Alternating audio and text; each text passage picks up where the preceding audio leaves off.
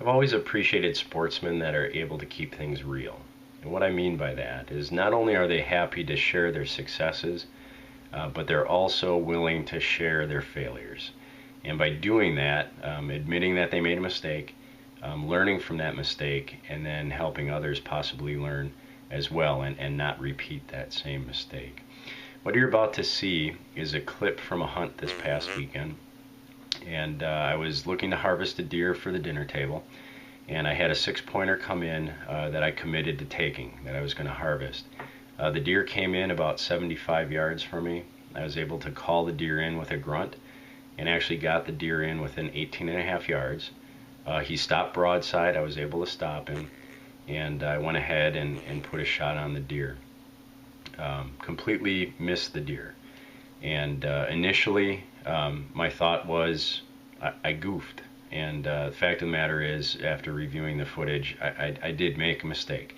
No excuses. No equipment failure. Wind wasn't a factor. I just placed my sight on a place I should have never had released that arrow.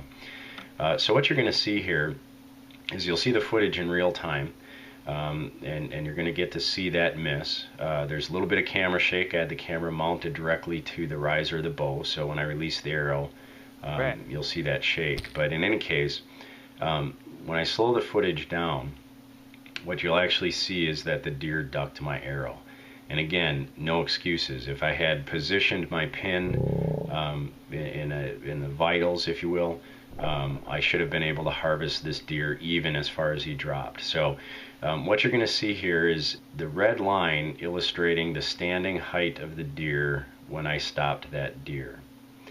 The yellow line is actually where my arrow was about to intersect that deer. And you can see that that arrow was placed very high. Much higher above the vitals than it should have been. In fact, a scary placement. That deer, if I would have hit it there, probably wouldn't have spined the deer, and I would have been dealing with a deer that was injured and probably would not have recovered that deer. The second red line is how far that deer dropped when he ducked my arrow. Now again, if I had placed my pin in a position closer to the vitals and recognizing that deer will generally flinch and drop a bit, that would have been a lethal shot. I would have been able to harvest that deer. In this case, I was lucky. I wasn't dealing with an injured deer that probably would not have been able to be recovered.